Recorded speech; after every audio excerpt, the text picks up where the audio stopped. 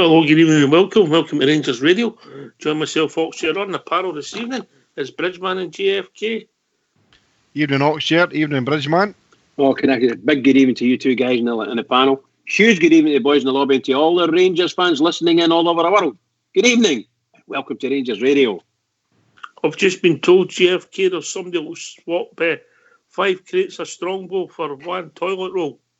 I'll tell you what, I'll just go out and buy the Sun and wipe it with that, mate, and I'll keep it. Just letting you know that the old black market's moving along, you can swap these. Black market. Can I just say out there, if you've not got any hand wash, Fairy Liquid's not right as well. Soap and water. Soap and water, aye. Brilliant. My missus was in the tune today, and she said she went into up in the Buchanan Galleries, and she went into Boots because she'd saw something in the telly about stuff not being available, and she went in and spoke to somebody. She says, "No, I'll take you up. Look, not a thing. This hand cleanser wipes, these wet wipes and that, nothing, all gone." So well, we know who will not be buying it. Anyway, how are you, Bridgeman? I'm good. I'm a lot better than last night and the previous night, if you follow what I mean. A lot better. So it was a kind of tough for us. Tough for us. Really disappointed. Listen, mate, we were poor. I mean, I know we find it hard, and we get emotional, and maybe we get a bit personal with maybe the manager, the some of the players. But I can understand it fully because we were poor, and we have been poor since the break in Dubai. Yeah. Definitely something's happened in there. There's a big fight or something like that. I've had some information. All right. Can you partake? Can you tell us? Sent to me. Right. Yes. Is it private? No, I wouldn't say it was private. It's obviously I can't mention any names, but it wouldn't be fair. But this is somebody who was in Dubai with the club. Yeah. All right. And as far as the before and after, there's been no fallout in Dubai. Wow. I got that this morning. I was sent that this morning. But people can take it any way they like. But it's only somebody that sent me it, who I know. And there was no fallout in Dubai, which makes it even harder to put my finger on now. That was an easy option, wasn't it, JFK? Well, it was that. I mean, I'd heard stories as well as everybody else. So that does make it quite mysterious then, what's happening, you know. How so many players can be off form at the one time when we really need them. You know, you can be off form for a couple of games and that, but they've no kicked a ball since the start of the winter break and that. So, that's quite mysterious, mate. That just doesn't... Aye, and it was out the blue. I got sent a text, mate. I was quite... actually, that's mind-blowing, Oxtail. Yeah. That news is actually mind-blowing. Because I don't know if there's any Rangers fan could believe in that happening. Because I get sent a text, it's not Love Island. It doesn't mean it's true. No. All I'm saying is just the lines. You know, I'm not saying, I don't know if there's an expectation, but there's going to be a lot of Rangers fans who'll think, my goodness, that's quite impossible to believe. How could something must have happened? Well, that's what I do anyway, and I dare say Jimmy is of an ilk. So I just don't know what to think. Quite a lengthy text with a lot of detail in it, yeah. From somebody who's involved with the club, shall we say. Anyway, enough about that. We've got a game which we need to win for a lot of reasons. We're in pride, JFK, yeah? Well, I suppose it's going to be pride. I suppose you would put that first. For me, it's finishing the season with a flourish. You know, I mean, we got left with 9 games.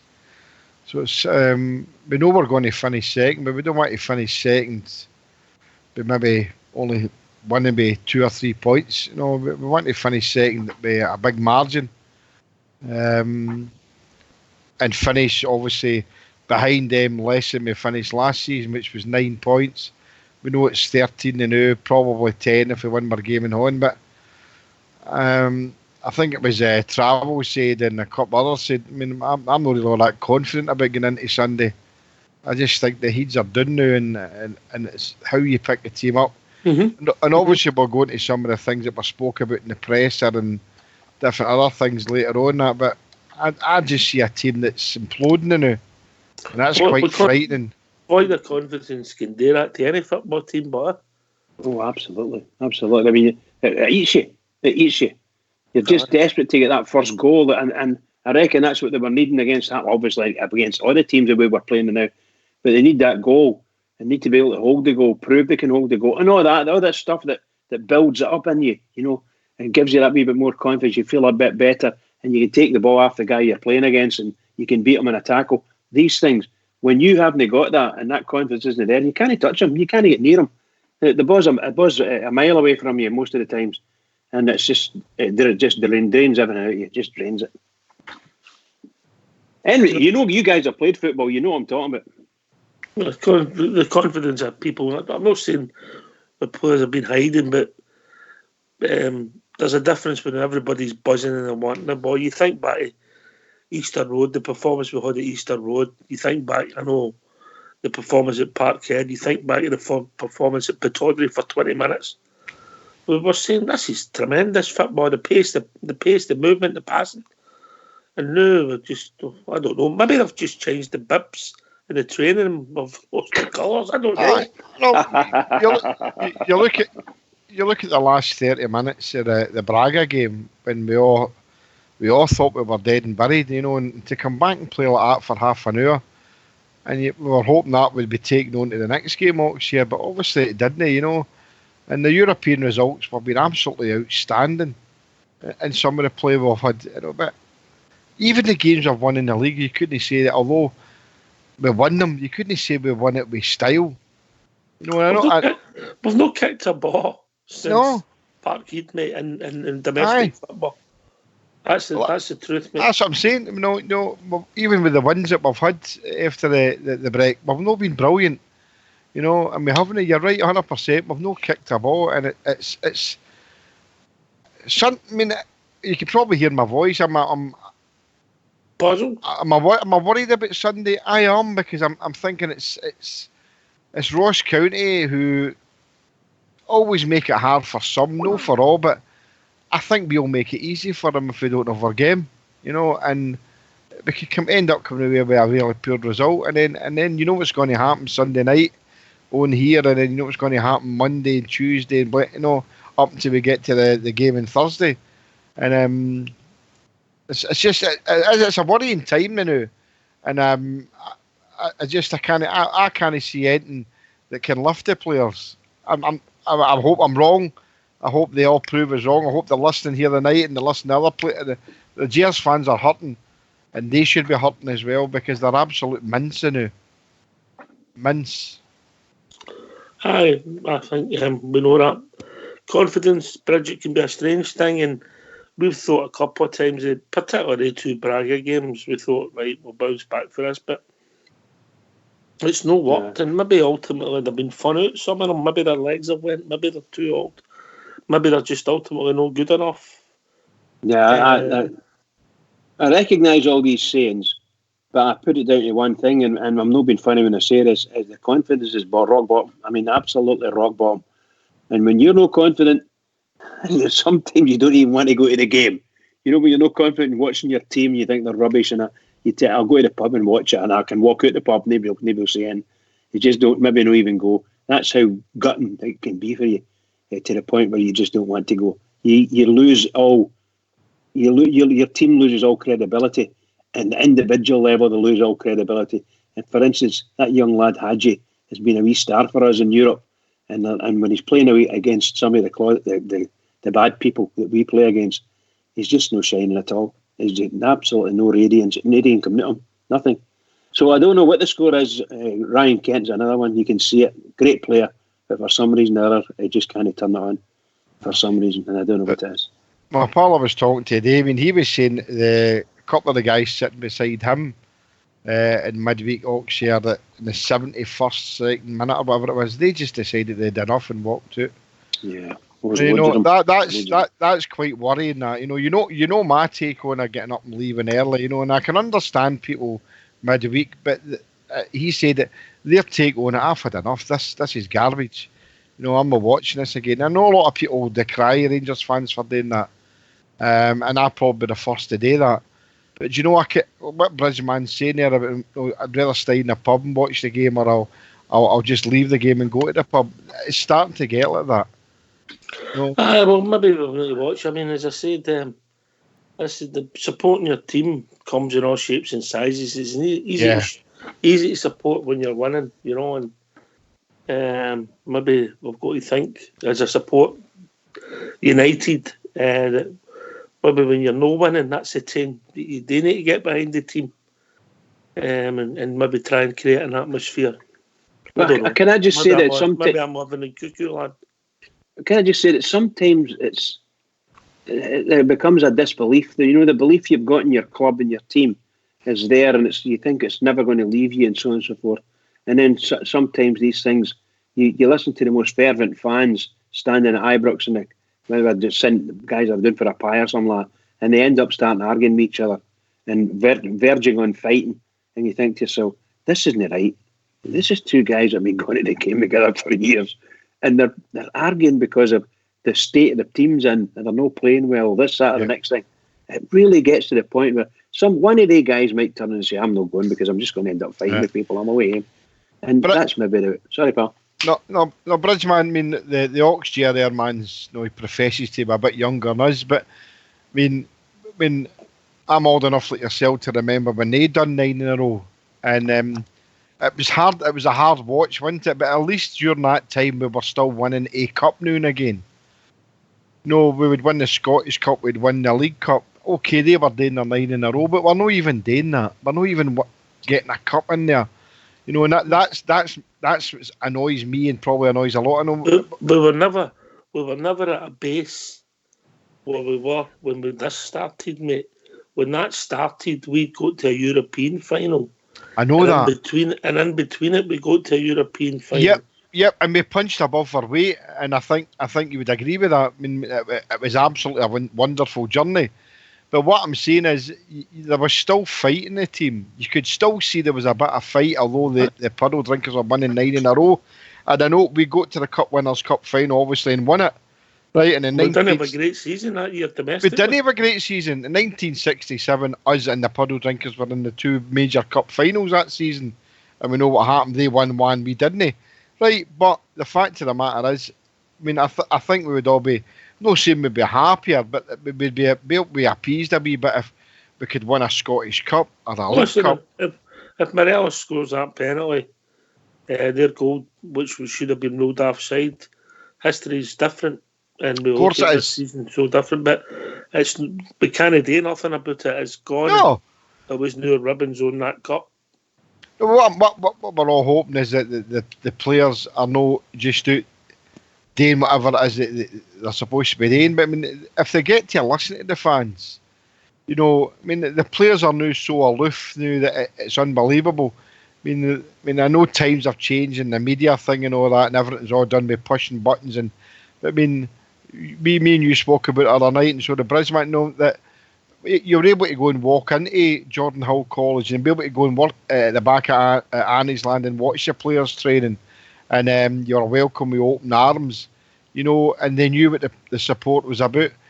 If you can name me apart from Andy Halliday, who could actually relate to the fans now, the way they did. I think Stephen Davis gets her. Well, okay, I beg your pardon. Probably Stephen Davis. I forgot about Big McGregor. Yeah. Okay, give you that one. Maybe don't keep naming him. It'll make me fool him here now. No, you know what? No, but I'm kidding on. you know what I'm saying. You can go there. You can meet them all, and they'd all shake your horn and everything. Pictures taken and all that. Now you're pushed away and you're not allowed to approach them and that. Do they really know what Rangers are all about? I don't think they do. Is that a good thing? I think it's a bad thing. I think it's because the history of our club that they should embrace is better than they do. And I don't think we can, Jimmy. I don't think we can expect the players to be dyed in the wool Rangers. But I agree that they should be able to do in their first few months, be able to start to understand why the fans sing the songs they sing, what it is they want from the players, and all the rest of it goes with it. I think it would be really interesting to hear some of these players when these press conferences come out and actually praise Rangers in a manner in which the Rangers fans can understand. Words are cheap, Words are cheap. Sorry, man. You, as again, I'm going to use your matureness. No. We'll call it your matureness and your elder statesman. He's never been mature. But and you as well, Ox, here, we have been to various functions over the years, right? And sat with Rangers players, and it's been fantastic. I've been to some functions in the last 4 or 5 years, and you very, very, very rarely get what you would call a first team player at the function. It's not the same. I go back to various things. No, I remember sitting at the same table with Walter Smith and what's done? Do you know what's done a lot of that, mate? See, when you went back in the day, all the games were 3 o'clock on a Saturday. You could arrange your function for a Saturday night, and you knew that it was a social night for a first team player. God, we get more games on a Sunday now.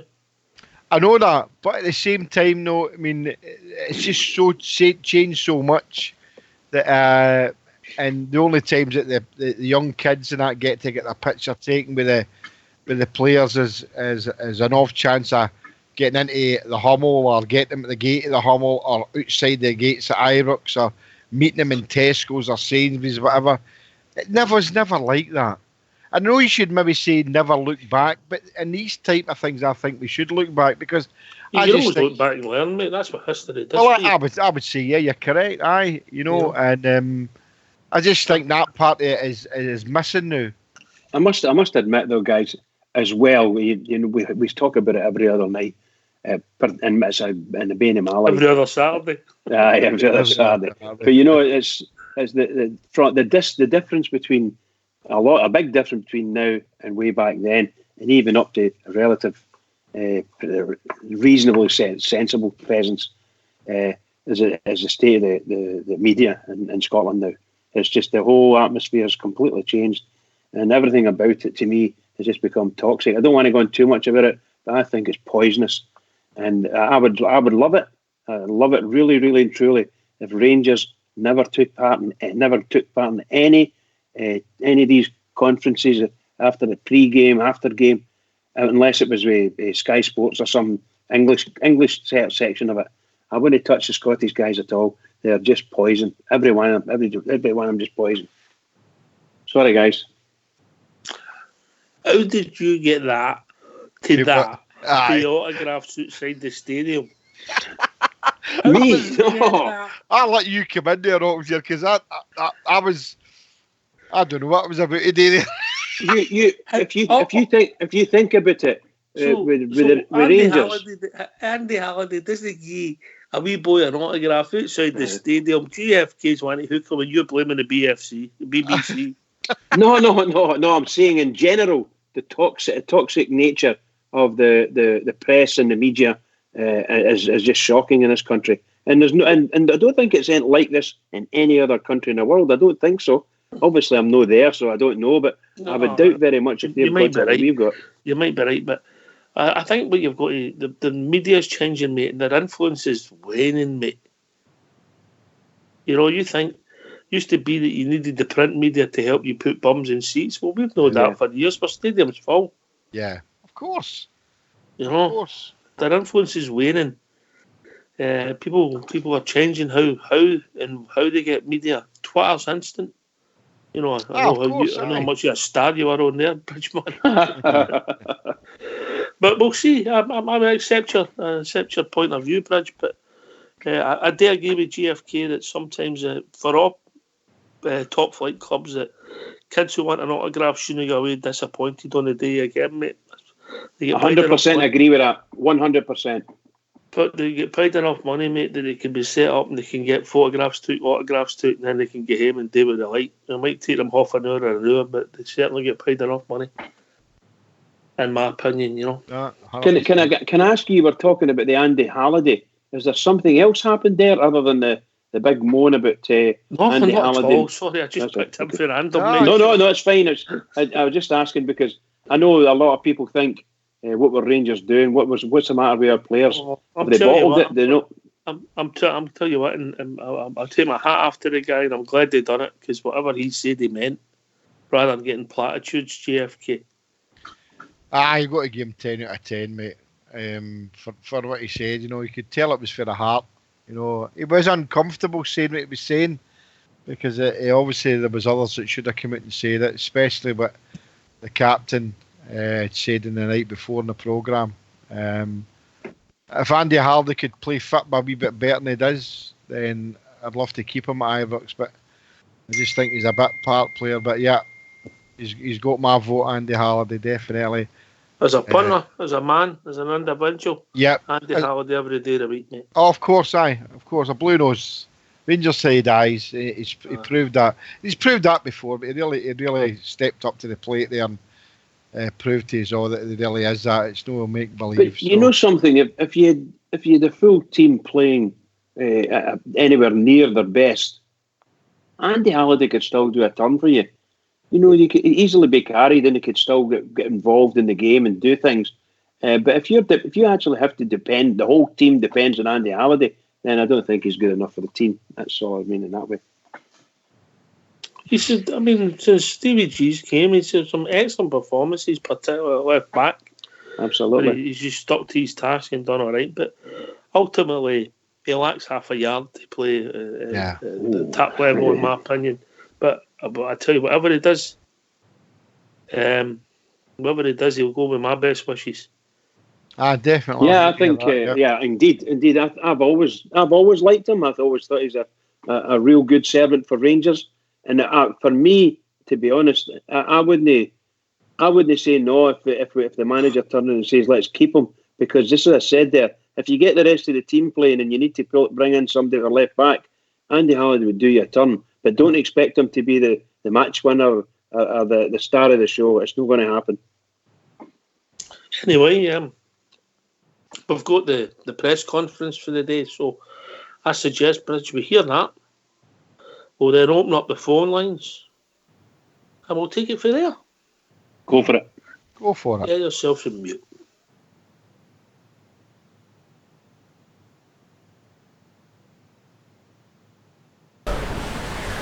James Tavernier's got a kick that he obviously come off the Hamilton game with. He's had some treatment over the last couple of days on that. He's a doubt for the weekend, but he's not ruled out, so we'll give him every chance. Holander's back in full training today, his first session back, which is positive news for us. Polster's back in full training today as well. That's where we are. Could Hollander and Polster, could they play on Sunday? There's a chance Polster could be involved. Too soon for Hollander for obvious reasons. I think it's been 12 weeks now since he's been out with that serious injury. So he's going to need some time on the training pitch to build his fitness levels up and get his feeling back. But we want him back available as quick as we can. So we'll analyse how he looks in training over the next 4 or 5 days and then make a decision from then. Has this been maybe the most challenging week of your professional career, given everything you had to deal with? Look, I think the whole 20 months has been challenging. But of course, when results are not good enough in a short space of time, there's more heat and more pressure on myself, which I accept. So in many ways, yeah, it probably has been challenging. But even when we're winning, this job's challenging because you've got to try and obviously do everything you can to continue that. This is one of the most challenging jobs out there. I knew that, and it hasn't disappointed.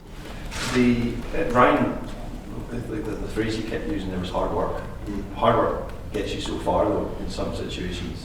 There's been a lot of talk about mentality this week. How do you, if there is a problem with the mentality, change that? 7 days ago, I thought our mentality was out of this world, beyond belief. The mental strength, what we had to put into both them games over the week, blew me away. So I know the mentality is there. I know it'll return. I think what Ryan's alluding to is when you're at a low point and things are tough, individually and collectively, we all have to roll our sleeves up and take that heat and that criticism and use it to your advantage. And what you do is you strip it back and you go back to basics. And the first thing you can do, which should be a non-negotiable at this club, is work hard, work your socks off, work even harder than you think you can. And if you get that collective response, everything else normally falls into place from there. Does it feel like it is a big uphill battle to try and change that mentality? It's a battle, for sure. And as I've just said, we're on the back of some real low performances and results. So, of course, yeah, at the moment where we stand, it is an uphill battle. But you know what? I like a battle. I'm game for a battle, and I know my players are. And I think big picture, when we get through it, I think we'll look back at this period and use it to our advantage and go, you know what, we've been there, we don't want to go back there, and we'll work even harder to not go back there. So yeah, it is a battle, but I see it as a challenge. Would that prepare us to be in top form right now and everything flying and be smiling here and happy? Of course. I was just going to say, are you considering making, not necessarily wholesale changes, but given the last 2 results, are you considering freshening things up? Yeah, but that's something I consider from game to game. You know, what do the players need from me? Do we need to make changes to freshen it up? Do we need to offload people? Are people flagging a bit in terms of how they're feeling? Are they tired? So that's something I always consider. I think after a performance against Hamilton, or a result against Hamilton, of course, you're going to look to try and pick the best team available to you, first and foremost, and the team that you think can get the job done. But of course, after a result like that, everyone in the team is vulnerable, of course. Stephen, you mentioned individual mistakes in the past. Of course, Connor Golson was obviously a part of the fault for the goal at Hamilton. Do you have to put your arm around someone like that, like Connor, is he sort of brave enough to take that on his shoulders? Does there come a point when obviously Lander's coming fit? Does that help take the heat off him? I think you look to the player straight away to see his reaction from the mistake. Connor come into the dressing room and apologised to his teammates. No, I'm not saying he had to do that, but that tells me that's someone who's took the responsibility on the chin and has owned up to that mistake. But I think I'm someone who appreciates Connor Golson. He's been someone who's been fit for the majority of the time, always made himself available. He stood up to the challenge of coming here. He didn't, you know, he's made a genuine mistake and he's held his hand up to it. Connor's got enough in the bank with me because I see his daily behaviour and what he puts into making it a success here at Rangers. And I think his performance outside the mistake, he didn't do much else wrong. So I'm sure he'll bounce back from it. I'm sure he'll be fine. Has he got my support? 100%, because I need Connor Golson. I need the best Connor Golson, so for sure it's there. In terms of Ryan mentioned the fan power and how big fan power can be. Obviously, there was a lot of anger at full time. Yeah. How important is it that you turn that around? You hope that the fans don't vote with their feet in that sense. Well, look, I totally understand this is a results business, of course, and with all due respect to Hamilton, that's not an acceptable result at this football club. I'm again going to take responsibility for that. I hear the fans, I feel them. No one's hurting as much as myself and the players inside the dressing room. So we certainly respect the reaction, and we'll do everything we can to make them feel better as quick as we can. And that's what we've got to do. But that's why, you know, it's about actions now rather than words. But we definitely feel and hear the fans. Ryan, how's the mood in the squad at the moment? Yeah, obviously we're hurting. We're disappointed with obviously the last 2 results, but it's time for us to knuckle down and work hard and answer up. Manager said that confidence is low in the dressing room after the midweek result. Is it just a case of getting a win back to get that confidence back and then trying to build that momentum again? Yeah, I think first and foremost we just need to work hard on the training pitch. Everyone needs to knuckle down, buy into what we're doing, and come the weekend hopefully we can get a performance that we're proud of and move forward from there. But ultimately, we know that the last 2 results have not been good enough, and we're hurting, and we want to go and make that right. Has this been the hardest period since you've been at the club? I don't know, to be honest. There's been a few hard periods, but it's how you react, and it's how you work on the training pitch day to day. And as a group of players, we've got to stick together with the staff. I'm sure they'll back us, and hopefully we can go and get a good result the weekend. Has it been a frustrating time when the players have been trying different things and it's just not been coming off?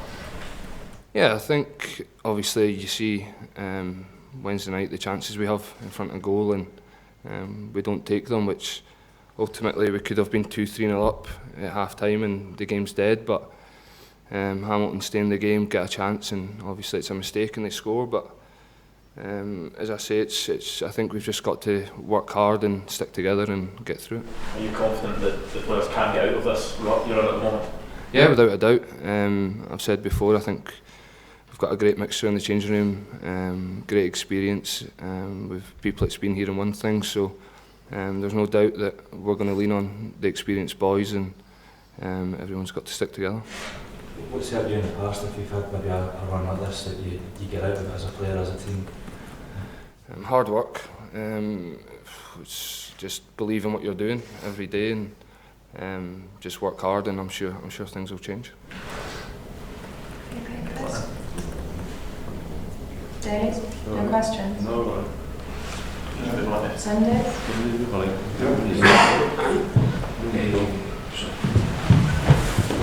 You're also looking at Europe. It must be happening. I think that last couple of weeks, but I think it's a huge match against a West German team.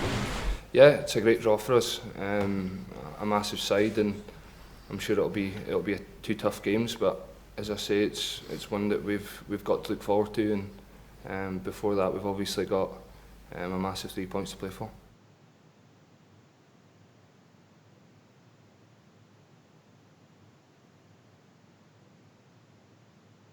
Well, thanks for that. Old School Blue and Fox in the background there. Be back, gentlemen. Yes, mate. Indeed we are. All right, so honesty for the manager, a lot of platitudes, a lot of the buzzwords that you get in football interview. Maybe give us a wee clue that maybe he thinks that he's found out that some of his players aren't quite up to the mark. Obviously, he's not going to throw them under the bus bridge. He's still got a few weeks to go of the season, you know. Yeah, I think I've been saying that. I've been beating that drum for a while. No matter what happens, we have to get to the end of the season, but we can't lose. We can't continuously lose. Otherwise, we're going to be in no shape at all for anything. We really need to pick up. We need to pick up and win. Start winning. It's the only thing we can do. And he's mentioned that today. We've just got to get back up and pick the people up and go for it, in my opinion. And everybody else's opinion, of course, is the truth. I love the manager. I'm going to say I'm all in. I'm back. I'm all in. I'm on the train. I've told the conductor I'm on the train to this journey ends. Yeah, I'm all in. Casey Jones, are you Casey Jones then? I'm all in, mate, yeah. Casey Jr. JFK.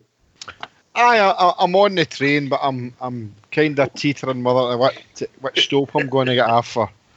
I've already stated my case here, and I've said to you, I'm just going to judge him game to game now, and that's no the coward's way out. If I always think when you get to that for a manager, your thoughts is he should be gone, mate. Yeah, I do think he should be gone, and the fact is that if he doesn't get a result on Sunday, and that's a draw's no good to us. You said it here last night. It's no good going out against Ross County and get beaten, and then Leverkusen and playing well, and then beating the puddle drinkers. That doesn't wash for me. I'm going to take him game to game, mate. He needs to finish better than 9 points behind the puddle drinkers. That for me is improvement. Anything above that, anything below that, mate, is failure. We can't say it's progress because we've done all right in Europe, but that's no progress for me. We need to finish 8 points behind them. That could be called progress, but for me, the sugary nails getting more sugarier. This person can't answer at the moment, so please leave a message after the tone. If you'd like to change your message after you've left it. You're on the train and want to go to the I'm all in. Well, I've put some of my chips back. I'm not so keen, so I'm all in. I'm behind the manager. Season tickets are getting bought. Well, the season tickets will still be bought. It's nothing to do with being behind the manager. I'm behind Rangers. No matter what Rangers do, I'll be there. We'll still supporting Rangers when Steven Gerrard's gone, mate. Of course, so that's why I'm looking at. There's better managers than Steven Gerrard have went, So, yep, I'm still my wee legs still Casey Jones. It's stepping off onto that platform and back on, mate. Yeah, he's on manager, and I'm 100%. But you're a gentleman, Bridgman. You're a gentleman. Anyway, well, I think so. Want to join us? What's the number? The number's 0141 356 1972.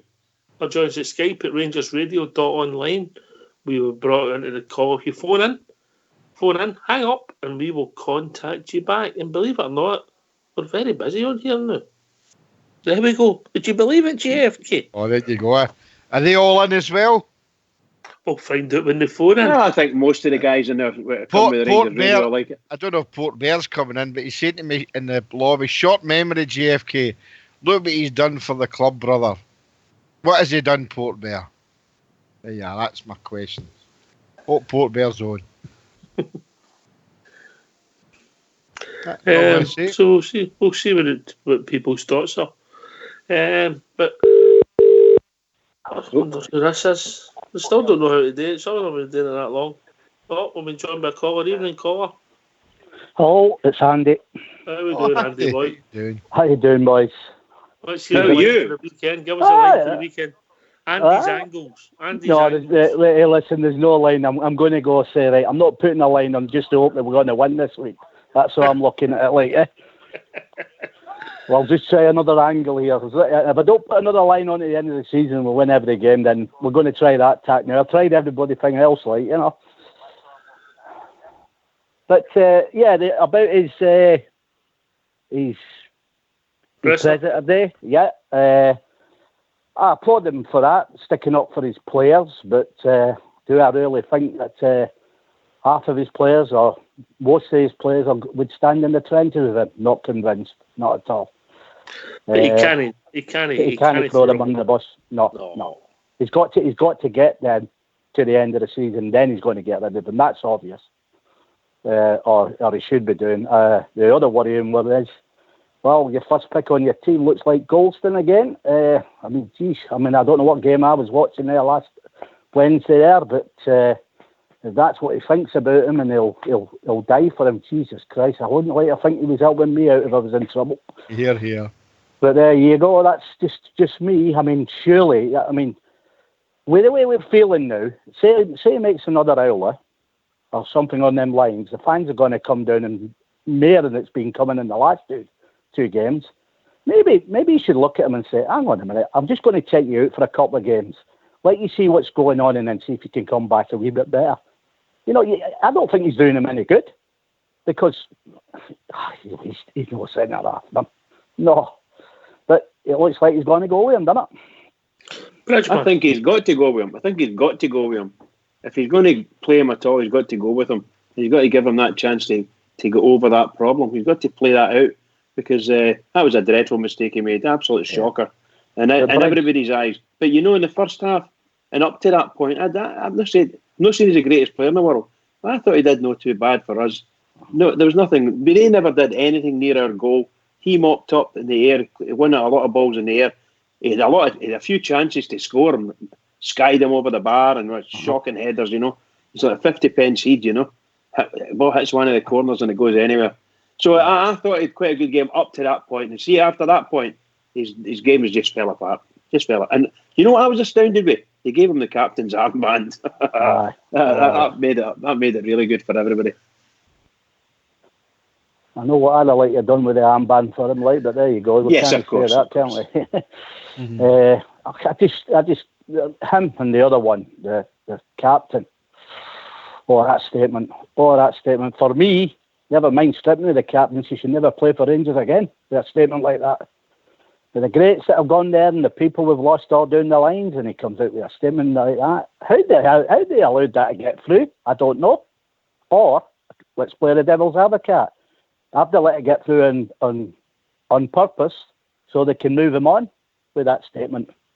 You know, looking at it on the other side of the coin. Well, he said something there. It'll be easy to get rid of him. You know, maybe it's that. I don't know. I think what happens, mate, because we're having a bad run of form, we dissect every small bit and every little bit. Yeah. Listen, we've been joined by a strange caller just on there, Andy. Oh, okay. Evening, caller. Evening, Ox here. How are you? Oh, two brothers on the panel. They're joking. Are you settled down now, bro? Oh, I'm fine, bro. I use help. That's at 4 hours. That's at 4 hours of bashing your head yesterday, I think. Oh, well, no. I've told you after 4 hours of me, don't go for a swallow. You're going to be done by the time you're finished, man. Uncle, you know what? You know how it is. Once us McElroys get together, we go at that time. That's it. Well, hey, I'm not as daft as you are. I've learnt over the years. GFK, you did the sign language for the deaf. Oh, brilliant stuff, mate. Just keep it going. How we doing, Shuggy? That's no bad as yourself, mate. We're all right, mate. Looking forward to the game on Sunday. Oh, hey, you can't be after you've listened to Gerard's interviews this afternoon. Aye, I'm fine, mate. I always look forward to seeing the Rangers play, mate. Do you feel confident about what he said about this afternoon about Mr. Golston? I never said I felt confident. I said I just look forward to seeing the Rangers play. Well, I hope you've got... I don't think he can say anything else but that. No, but do you not think he's appeasing... Do you not think he's appeasing the fans, mate? What else could he say? He can't throw Golston under a bus. Bridgeman. Well, I would. Well, I doubt very much if... I don't think your manager's that type of manager. Obviously, you don't know people until they're stuck in that corner. But I don't think he's that type. So I don't think he would say put Golston under a bus, to be perfectly honest with you. As I said earlier, or a wee minute ago, I thought up to the point where he made his absolute bloomer, an absolute shocking bloomer, I think he hadn't had too bad a night. But considering he's not anywhere near the quality of centre half that we're really looking for, to be honest, to take us forward, we can't do nothing. These are the ones we've got. Edmondson didn't shine. It's very poor in the air a couple of times, in fact 3 or 4 times, and he's running back. He's not the greatest, shall we say, turner, and I mean that in the nicest way. He's not very fast turning. But we've all got weaknesses, and we really need to bolster our defence if we want to go forward again. I can tell you that now because we've lost far too many goals. Far too many. Irrespective of who it was, we've lost too many. Sorry, pal. So can I not say then, Bridgeman, that we've got to start from a structure, from a base, where we take it back to the very, very basic, and we say, right, we're gonna go like Souness did, from the back to the middle to the front. And if it takes us 2 transfer windows under Gerrard to do that, well, let's do that then. And let's go that way. That's what I've been saying. I've said this. I'm that way inclined. I didn't think we had the money last season to be able to do it. We may have a wee bit better money this season to be able to bolster the defence. Because it's proven beyond doubt that their manager has that he's only got one real quality player in defence from a central defensive perspective, and that's Helander. The rest are not too bad, don't get me wrong, for the level of football that we're at the moment. But if we want to go into and play on and win leagues and cups and things like that, you need to be stronger. But if you look at that monkey mob over the road, right? What defence really do they have? Because they haven't really got a defence. It's all they've got in. It's all they've brought in is that big baboon at the back, and just said, right, well, yourself, bro. Just kick everything that moves. Also, by the way, just to say, that big balloon has scored a lot of goals for them. The big balloon at the back. The big difference is they're scoring goals and we're not. It's not keeping them out.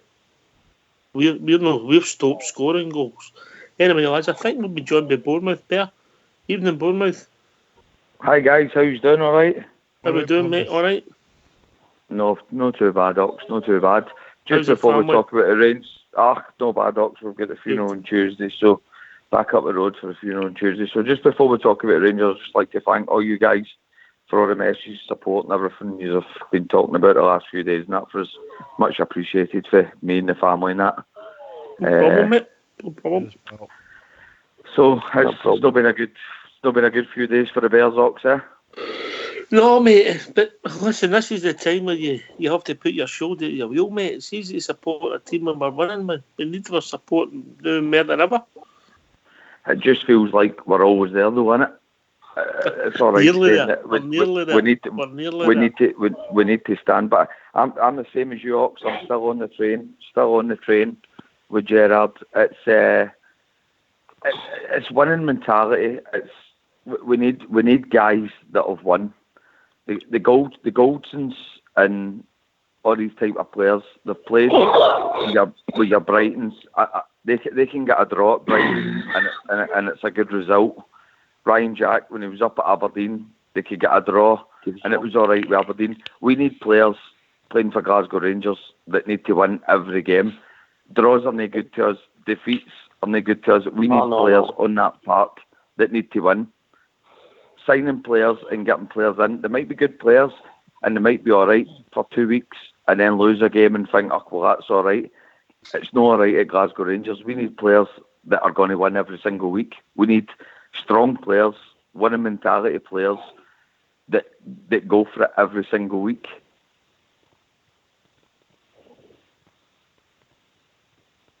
I totally agree with that. I think that's spot on there. That's brilliant. That's the problem. Like we're saying, these players, they come, they haven't got a clue. They've no hat. I mean, you can't put a hat in a moose, and we get too many of them. Far too many. And my worry is, right, I want Gerrard to stay. I'm on the train, right? But my worry is, we're going to have to find a lot of money, like we were saying last night. I don't totally trust him with the money. That's my problem. I hope I'm right. I mean, it's not like, you know. It shouldn't be his decision on his own at the moment, mate. I mean, there's a structure at the club there that with a lot of people involved in if we go for big money. But look, when we knew we needed some players, but what the last few weeks have shown us up, JFK, is we need more players, but it's maybe no a particular type. It's building a team.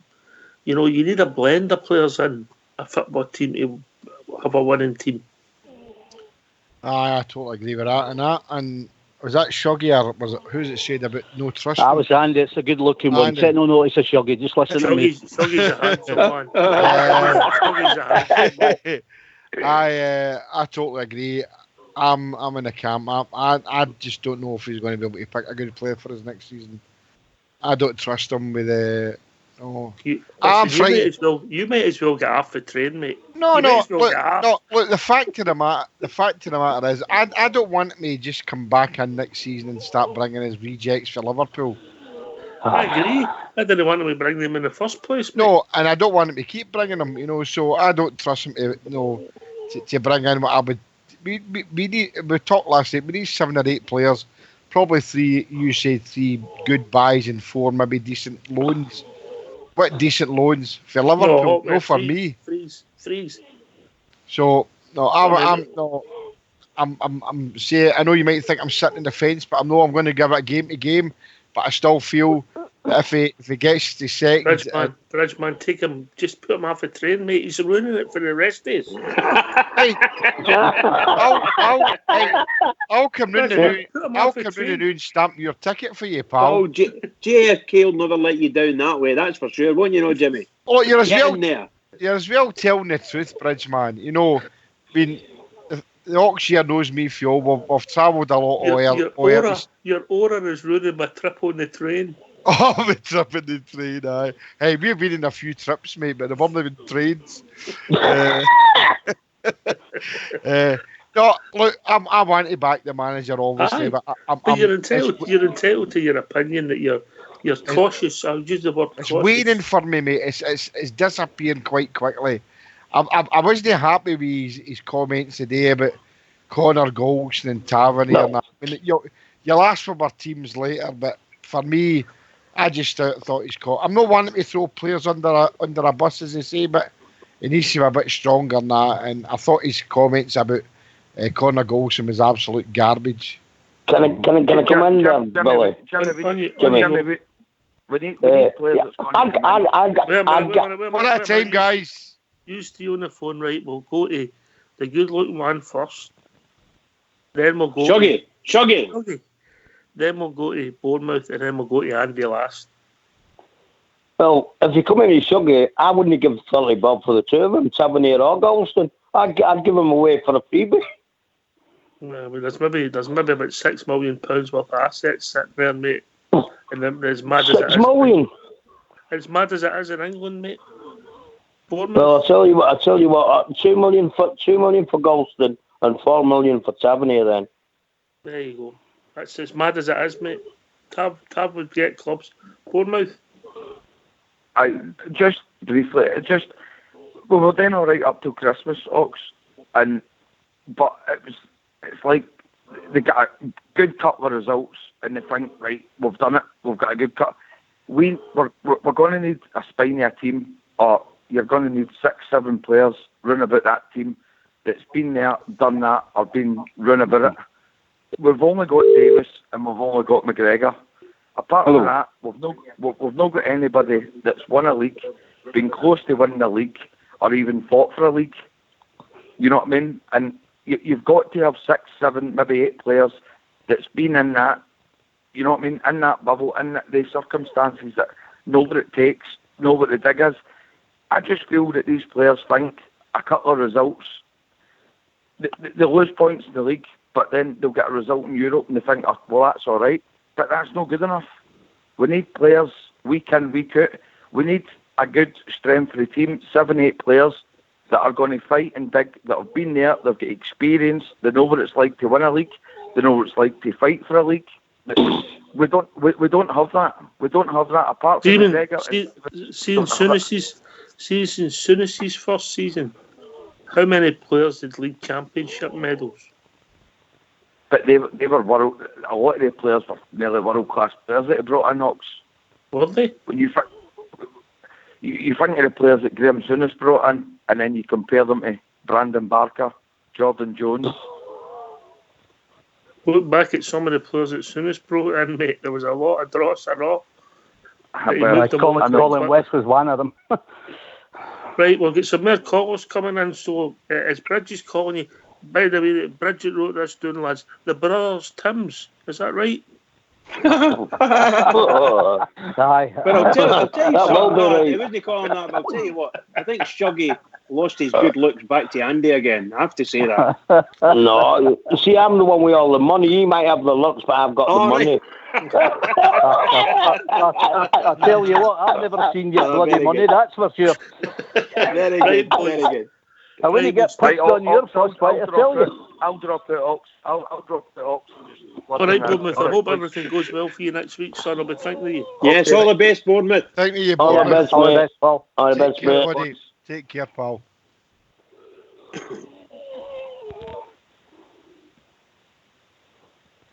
And I think we've been joined by George E.K. And let me see who else. How we doing, George? Not too good, right? What's up with you? It's not turning into a doctor. What's wrong, George? Plenty's up with me. I'll tell you something, right? See what's going on. See what Gerard just did there earlier on, then, about Ingwe. It's all Bear calls him. Big trumpet-head. Golson and that Tavernier. Honestly, by man, backing him up, saying he gets horns up now. He must have his horns up every weekend. You know what I mean? They're absolutely garbage, by the way. I'm telling you, by the way, they do not understand the traditions of your club. The songs we sing and everything else, by the way. I'll tell you, I'll take you to another point, right? Do you remember when we signed the first Tim, right? Morris Johnston, right? How many times did Morris Johnson, when he scored a goal, how many times did he bless himself in front of the fans? He didn't do it once because he understood what it meant to play for our club, right? See when that Joe Rabel scores now, he bless. Oh. Well, the job in our colour. Who's with us? Hello, guys. How you doing? Scene, is it? Aye, I was just listening there, just waiting for you to to give a shout. What's on your mind? Aye, not bad. Just the usual. We're all the same, nitpicking at things, you know. I don't think Steven Gerrard, although he's a rookie manager, but look at what he has done for us, and you don't become a bad manager overnight. I think the players have got to look at themselves in the mirror, and if there is any badness between them, then I think Gerrard should maybe no play them again. It's not that easy. It's not that easy. I know that, but I think if you've got Goldson and Tavernier, and the director of football's told you these two, we've got offers for them for the summer. They're £6 million players, $6 million. If you don't play them between noon and summer, you're getting $2 million. You've got a responsibility of the business. No, I know that, but I think there are problems up front. I think Morelos is badly dumb here. We're not scoring goals. I know. We'll stop scoring goals. Anyway, we've also been joined, I think, by Travel Rug. Evening, Travel Rug. Hi, good evening. Hi, Travel. How we doing, old mucker, all right? Aye, I'm all right. Aye, I'm fine. I'm just, I'm hearing quite a lot of guys talking about having the right type of person, right character, but it's quite obvious we're missing players with the right character. And it's got me thinking, Steven Naismith, that's the type of character we need. Steven Naismith would have been back at our club, mate, if he hadn't. It was a way he left our club, mate. Exactly. I understand that, but what I'm saying is that he is the type of player and the type of character that we need. And we don't have a Steven Naismith, do we? No, we've not got a ball with him, our team, mate. No, but we've not got that type of player. That Naismith would just... The wiry gets tore in, winds people up, winds his own players up. You watch that game against Hearts, maybe we spoke about it. Naismith was organising things for the front, for the forward line. He was organising things. We don't have a player that stands there and points and directs other players. We've not got a strength of character. Our captain, Kiddy on captain, doesn't do that. Our wonderful centre half that the manager has now thrown himself under the bus for doesn't do that. But Naismith, 5'8", wee wiry Scotsman, is quite happy to stand there and direct all these players and tell all the Hearts players. And it was the same when he was with us. We all loved him because he was getting stuck in, and he's the type of player that. And he was in the referee's face. He was in people's faces. He gives 100%. We've got a goalkeeper that does that, and people are now beginning to ridicule him for it. Our own fans are beginning to making jokes about it. He's the only player he's the only one that's shown any kind of heart there. Anyway, it's a great shout. Anyway, we've reached that time of the evening. If you don't mind, get yourself to mute. We'll have a tune.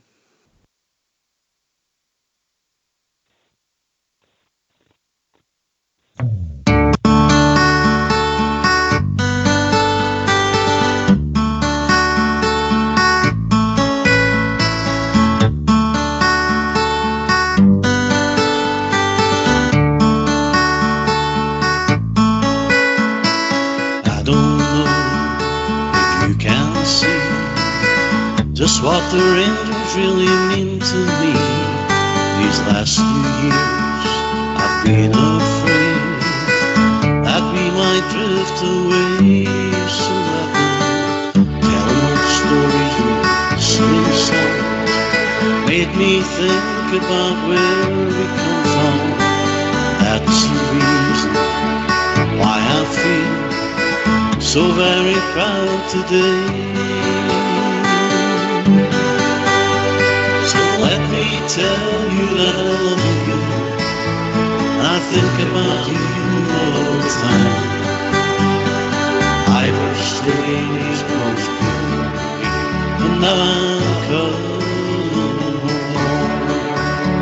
To think of life without the Rangers, you know that it would make me sad. Glasgow Rangers is everything I've ever had.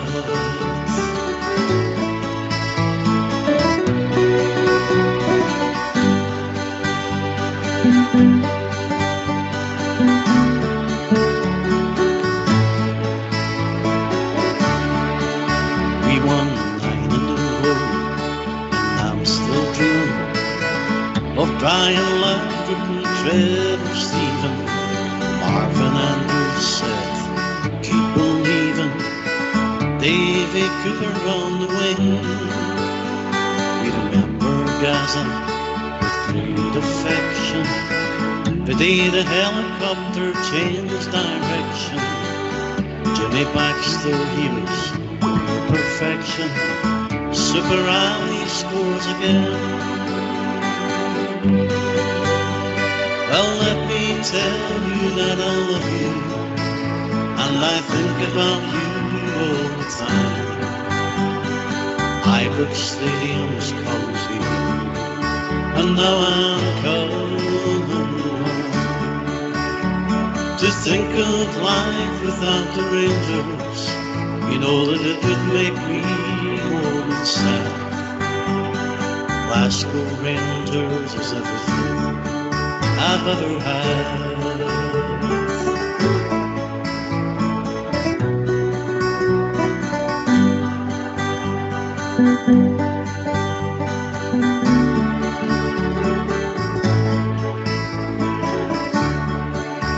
To think of life without the Rangers, you know that it would make me most sad. Glasgow Rangers is everything I've ever had.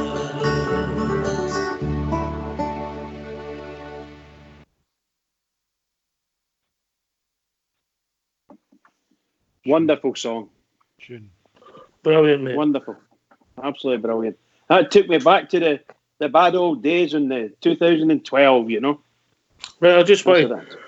But one of a lovely wee song, but it sounded like Rod Stewart. No, the singing, the tune. One of the reasons we picked that JFK is obviously it's been, I think it's 5 years a day. Right. The EGM that we regime change, I think is the term that was used, Bridgeman. I was there. Mm-hmm. Foxy was there. Yep. We were there, pal, when it happened.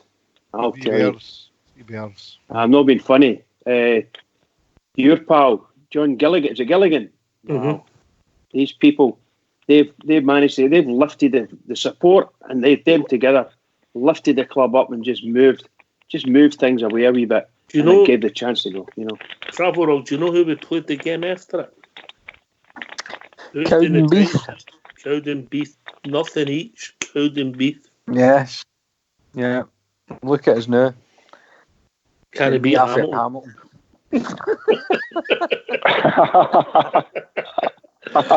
Aye. And I can remember the Adrian Sprott. I remember the horrible atmosphere. Oh, so dear. Oh. Well, there you go. But to get back to the Three Bears. Sorry, Dave King and John Gilligan and Douglas Park. I mean, they've done some really good things with the club. They've moved us on. They've made some mistakes as well, and we can't skip past them and think it's all Pedro Cachina. But well, Cachina, the whole carry on with Sports Direct and Elite and all that. It's not been the cleverest. I don't know if I would apportion a lot of the blame to that of them, mate. That was a stick they had to pick up, mate. I understand that, but I don't think they've done it particularly. I don't think they've managed the situation. I think we've already flung money down the pan to Sports Direct. We thought we were getting out it, and here, lo and behold, we're not out it. And so there's been mistakes made. I'm still no thrilled about the relationship with Level 5, and when you see how that other mob can manage their PR, they've got some horrible secrets that they're managing to bury every single day of the week. And our PR company just seems to dig the carpet's ready to implode, mate. That carpet over there. Come on, but I've been hearing that for ages. I mean, here's this carry on with Doncaster coming out now saying if the coronavirus hits us, then they'll just give Celtic the league. I mean, come on, what's going on? That's straight out the words of Peter Lawwell. The way that PR and the way they're managing Scottish football, and all we can do is sit back and look at it. So great. I'm enjoying what they're doing with Gerrard up until the last 2 months, but they've definitely put us on a better footing, and all credit to them. They had a lot of fires to fight JFK. Internally, the stadium had been let down, and we didn't have any assets on the pitch, so slowly. Maybe not as quick as we liked. No, not as quick as you like. I mean, they need to do something with the pies and that, because they're minging. I wouldn't even hold a door open. That's no, I don't even go there. Aye. Another shady contract. Aye. But I can agree in that aspect. You know, I mean, it's they took the batting and they ran with it, and was things that they didn't have under their control. But there's been a lot of, you can see it as you go to Ironworks there, the years and that, you can see that it was deteriorating, but they've managed to get a lot up to standard now, which is great. But there's still a lot of work to be done, you know, and a lot of work to be done, and that includes allowing the manager to buy other players next season. I'm kind of waning on the fact. There's been progression, Jimmy. Well, you tell me what progression, mate. No, well, Cowden beef for Pedro Casina. No, but if you could convince me there's been progression, then I'll retract my statement about Cowden beef. No. Cowden beef. Cowden beef. What does that mean? That means nothing. We finished 9 points behind. Kevin Kyle's take. No, but come on. Let's look. We finished 9 points behind the Puddle Drinkers last season, and he's won nothing. Right? Jimmy, we'll get beat 5-1 and look, get off the train, you're ruining it for me. 1902 was the last time any Rangers manager went 2 seasons running without winning anything. I mean, we can all read the stats, but we're watching what we're watching. In 1902, they've done it. Well, use are stating stats about Kevin Kyle and this one and that one. That's stats as well. The first game we played after the new regime team was Cowden Beef. The anniversary of this game, if you shut up and let me finish, I'm shutting up. You'll get the finger. Cool. The first game after this, the anniversary, is the last 16 of European tie, and if that's no progress, I don't know what is. No, that's no progress. The progress is in the league, mate. That's no progress. This is all opinion, Jimmy. Jimmy, calm down. No, it's not a calm down, Bridge, man. Please, just calm down. The fact of the matter is that we don't have any progress in the championship. No, in the league we have no progress. How do we?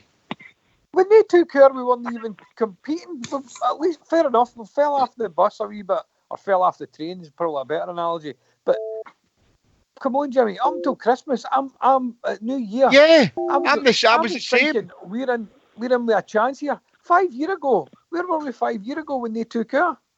There's definitely been progression. As Ox says, it's maybe not as quick as we like, but we can't deny that there's been progression. Because we've done well in the Europa League.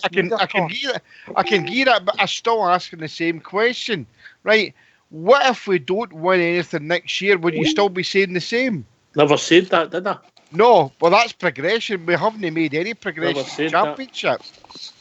That's my argument, Oxia. We haven't made any progression in the championship.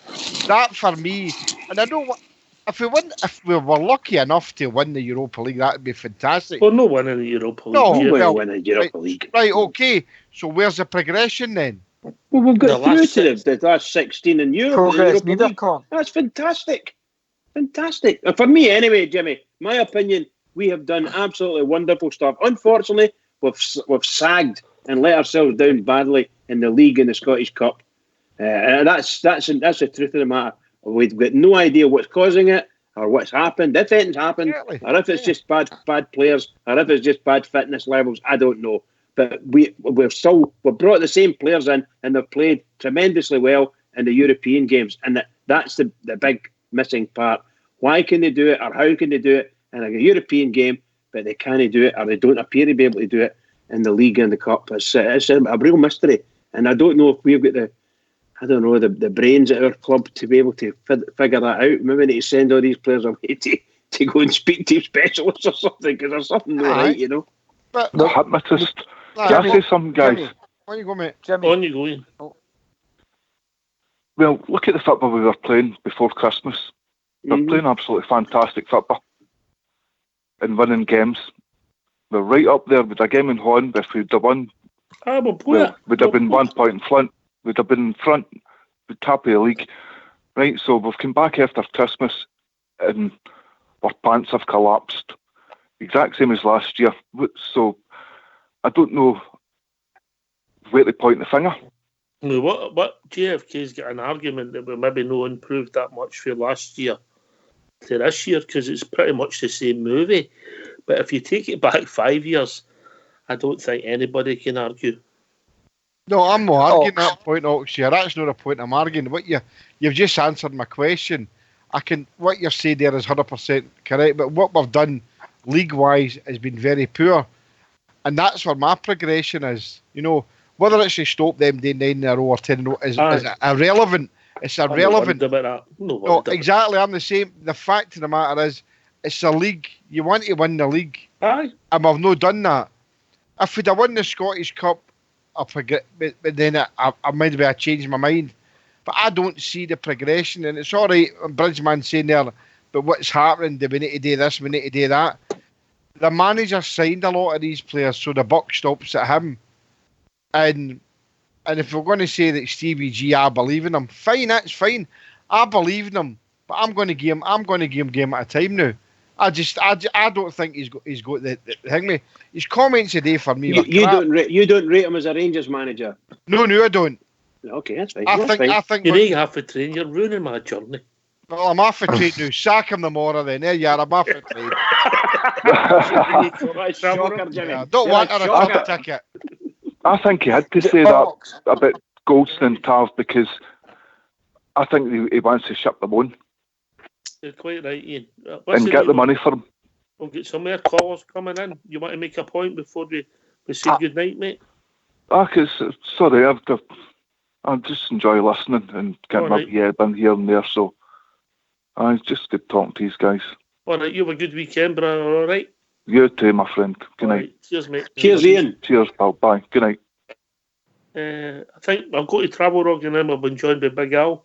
I just want to make one point where we've definitely regressed, where we've went back the way, or definitely faltered as the captain. To go for Lee Wallace to James Tavernier is just beyond a joke. I don't know how we could have slipped so far. Maybe his characters, but maybe his players one's far superior there. Oh. Big Al, how we doing, big man?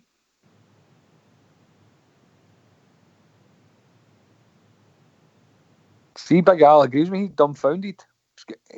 He's totally lost for words. He's at the side of the track with JFK saying, right, how are we getting back here? We're derailing the train. Big Al's chopping up the tracks. Big Al's like, we're getting a JFK and getting the bus back. Aye. Oh, I think we've been joined by Port Bear. Evening, Port Bear. Come on, Big Al. Hello. Hello. Right, sorry, gents. I was on mute there. Can you hear me now? Did you have a rant and nobody heard that? Right. Answer the question. Aye. Did you have a rant and nobody heard I was telling you need to wrap up. Right. I'll start again. Evening, gentlemen. Was Ryan Kent playing in the first half? That's a wee joke there. Right, anyway, I'm on the train with Jimmy and Travel Rug. The rest of these are on some sort of one of the things you see in the cowboy films that you push it up and down kind of lang. You know what I mean? One of the testing buggy. A bogey. I use it on a bogey, man. My God, that manager's the manager. He's. I'm not going to watch him do a press conference again. I think the press conference was absolutely shocking. People are saying that he can't throw him under the bus. Of course, you've got to throw them under the bus. He's done it twice before. He's done it after the Hearts game, didn't he? He's dropped people. That's his prerogative. Aye. I mean, by the way, I'm not the biggest fan of Connor Goldson. He deserved all the abuse he got after that era. Mm-hmm. And you think they'll be able to sell him for £3 million? You would have got a game for St Mirren. Nah, we've also been joined by Port Bear, and somebody else has come in. I think Dominican might be joining us. On you go, Port.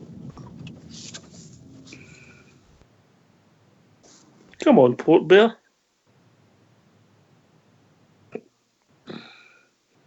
Looks as if there's only he's on a rant and all. He's doing the same as you. How did you feel when you realised you were on mute? I felt great about it, actually, because some of it was shite. Right, that's better. Can you hear me now? No, we can't hear you. Is it still snickered? Aye. You're still on mute. You jump on the bogey. Jump on that bogey. You're on the train, Port Bear, aren't you? I'm on the train, mate, and I'm still not coming up it. Only because you have a better night out with us, you've already to. Aye. No, look, Ox. The manager's got to come out and defend Goldson. Look, I'm going to say this now. Goldson's the best of a bad lot, and we've not got strong centre halves, but he's the best, in my opinion, in what we've got at the moment. And my choices are Katic, Edmondson and Goldson. I've said it before, if you want to try and protect him, play George Edmondson in front of him and change the formation a wee bit. But, you know, I've heard a few people talk about Tavernier the night regarding his captaincy. Aye, maybe that would work. Strip him and just help me concentrate in his game. But does that look good going on this season? I particularly don't think so. I just think we need to stick by a teammate till the end of the season, and then that's when the clear will be started. I bet you Gerrard knows already who he thinks the guys that ain't got it, and I've got my opinion on the guys that ain't got it at our club. But we'll keep that for another show when I'm off work. But I'm still on the Gerrard train, mate. I just reckon the guy needs help, and help. What I mean is possibly a new assistant manager would be the first thing I'd be looking at, and also. Can I just cut across you, mate? Sorry, Somebody's phoning an old call. You need to phone Rangers Radio. Don't phone an old call. Carry on. I think it might be Dominican. Carry on, Port Bear. Aye. I just think, Gerrard, we've got to stick by this team because we've got end of the season, and what we don't want, I've said the wheels are coming off the bogey. I don't want the four wheels coming off the bogey, because if we end up the team just don't start playing, we'll be lucky to finish second, mate. And I don't want that. I don't want the team just to capitulate into absolute nothing where we end up falling further down the league. And if we keep on, hammering the players, staying on their back, trust me, everybody, Gerrard's a man. He will get us right. Port, are you confident for Sunday? Sorry? Are you confident that we'll go up to Dingwall and get a result on Sunday? If I'm brutally honest, no, I'm not. You couldn't be confident at the moment, That's what I'm saying. I'm not. That's where the problems come from. I think I said it on the show the other night. I think if you put Edmondson, look, Davies' legs are gone, so let Edmondson sit in that holding old midfield with Jack and Aribo, and let Edmondson be the one that screens Katic and Goldson. They need help, mate. They need help. Do you think that Gerrard will change his formation to do that? No, because I think he's too stubborn, mate. I think he's too stubborn. Listen, I'm on the train with you as well, but I've got the same doubts that he's going to do that. And if he's not going to change things, see your ticket on the train, but is it for a couple of stations? Are you on for the full journey? It's just a one way. Unfortunately, it's just a one way. I'm on for the full journey at the moment. It's just a one way ticket. He's got an Oyster card. We'll be joined by the man of Can. He'll be on the train for a full journey. He likes a good night out. Sorry, but the person you've called isn't available at the moment. Come on, Why not leave a message so they can get back to you? I can hear a voicemail message. Carry on. Keep talking. I'm still on the train, but I think there's too many fans. As much as the team looks like it's capitulated, there's a lot of fans done that as well. You know what I mean? The league, as much as it's really, really hard to win it. It's no beyond all reason. You know what I mean? For instance, because we've got to play them twice, mate. Aye. So you're talking 4 points, or the goals, I suppose. But like it's the last week, if Golson never done that horrific defending, then that's a swing right away in one game. No, I mean then we're all up. So it's fine margins, and unfortunately at the minute we're at the other end. So man, I'm expecting Golson to do the same on Sunday. Aye. Yeah. Well, I'm expecting us to win on Sunday. I can't agree with that. I don't expect them to do anything like that. I can hear your optimism, mate, but I'm beginning to wonder. Don't take any offence to this, but you must be on the Rastafarian Woodbine. Not at all.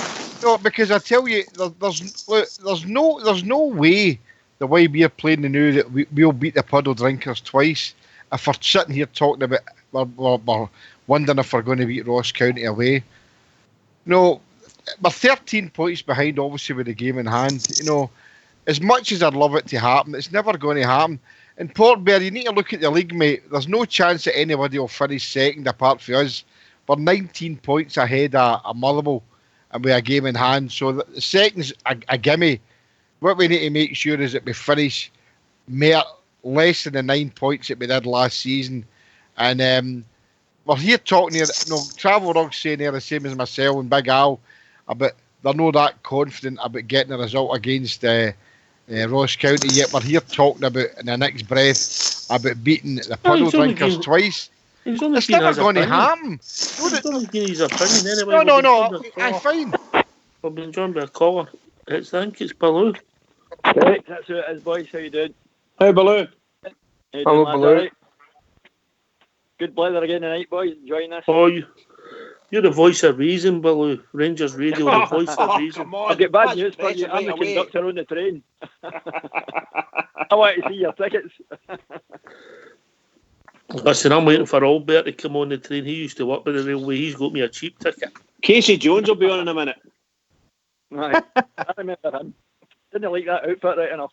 The old stripy bun. Shocking, wasn't it? It's an odd fashion in news moment. Yeah, listen, it was good at the time. I loved it, but different days now. Right, what's on your mind, Baloo? Give us the voice of reason. Just listen to everything. I'm on the train as well, but only because I'm a Rangers man. I was disappointed in Gerrard, what he said about Golson today. But, you know, I'm a strong... I don't support him at all. I think he's a terrible player. So, but, I mean, I wonder if he could maybe... I think, his demeanour's no great in either, Gerrard, is it? Not particularly great. So I think he maybe get caught out a wee bit. He might have been smarter before and avoided even answering the question like that without specifying him. So I think it's just the way the circumstances fell, you know what I mean? He get caught out and I think he answered it honestly. And I don't think... I was asked about Golson, but it's just about the mistake. I had to say he's well made mistakes or something. He went on and on about it and said he really supports him. You know, everybody, all the boys on here have made it clear tonight, he put his hands up and all the rest of it. So, not a big fan of Golson. Didn't like what Gerrard had to say about it. And in fairness to some of the boys, they're saying that he threw other people under the bus, and he did do that. I mean, after that Stranraer game, he sort of ripped into quite a few, maybe not specifically, but he ripped into a few of the players, and I don't see... It was obvious who was having a go at that after the Stranraer game, the fringe players, wasn't it? Aye, of course it was, aye. But, if they're not getting into the team because they're French players, the last thing they want to hear is when they get a chance that they're rotten. They're not going to be at the club and all the rest of it, which is more or less what he said. So, I mean, these guys aren't even getting in the team, and then he's ripped them in shreds. So, it's no wonder that they can't come on and play now for us. So, but like I said, it's just how I feel about Golson, and I didn't like what he said, but I'm on the train. I'm sticking with it. What else were we talking about earlier on? There's a couple of things. Oh, aye, the no improvement. I don't agree with that. I think there's been a lot of improvement. I mean, I know what you're going to say, but against the Beggars, the game at Ibrox, the first game at Ibrox, that was 2 breakaways at base, and we didn't even play well that day. We didn't set up properly. We played them after Park twice, and I know they won the cup, but we played them after Park twice, and once in an bin as well. And we've still got another couple of chances to do that. So I don't think we can really say about improvement to get to the end of the season domestically. Obviously, we're not going to win the league. I wouldn't have thought. Stranger things have been known right enough. And, Whitey Smith got us to Manchester. You never know what's around the corner. Aye. I mean, Portuguese teams, German teams, that was the same back in 2008, yeah. Well, you remember when we played the Portuguese in the way to Barcelona? No, I don't. I'm far too young. I know, but you must have read history books. What was that game like? I've told you before. I was a result of the Barcelona victory. 9 months to the day I was born. After it. Hey, but what puzzled me, your old man was in Barcelona and your mom wasn't he? He walked in that's a spectacular own goal, boys. Oh dear. All right. So we were at the cup in Portugal. We were at the cup that night. We got put out in penalties until the press man told the referee that away goals, aye. So you never know what's in the corner. Can I just say that? Can I just want to make one point on this? We, as fans, we're criticising Goldson, and quite rightly too, for that dreadful mistake. But there's fans coming on phoning in and saying that they can't believe the manager was doing the opposite, admitting that Goldson made a mistake, but still supporting him. And I think the manager's doing the right thing. I really do. I don't see how he can support him. I think he must support him. Steve, it was the first time, Bridge.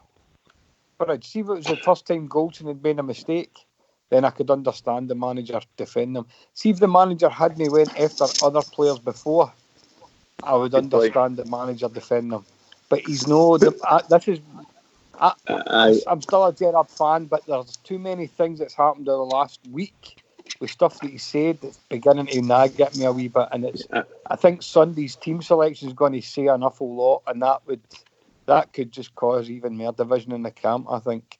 There has to be a travel where it's run about me. There's a lot of guys really, really upset and very vociferous the other night there, watching them playing against Hamilton, and in particular that just put a kibosh on it between Tavernier and Goldson. Indecision. And then giving him the armband as well, Bridge. What's that? And then he got the armband. There's just crazy things, crazy decisions, stupid things happening. But as well, just the first guy there, just give him the armband and let him go on with it, you know. Is he no assistant captain anyway? He's the assistant captain, that's right. But I'm just saying, the way he really, really let himself down and the team with that goal, with both him and Tavernier, I think, had big chunks of blame, but mostly Goldson because he was the last man with the ball. Bob was also. Excuse me, Ox. Excuse me. On you go, mate. I think the manager's backed himself into a corner. I mean, as Travel Rock said, it's not the first time we've had these things have come up with Goldson or Tavernier, and the manager stuck with them throughout the season. So the team on Sunday isn't going to change. We're probably going to get the same outcome, like, you know what I mean. So I don't really know where you go for here. I would prefer if the manager. I'd prefer if he just walked, if he went, because whatever happens is, if we give him money next year again, it's another rebuilding process. I'd rather try it with another manager, to be quite honest, whoever that would be. No manager in the right mind is going to walk before the last 16. Come on, man, think about it. Not one manager will ever walk before the last 16 of Europe. No. Oh, so he's only hanging about until he sees if he gets beat then? No. Where's it? Well, I would say that's selfish.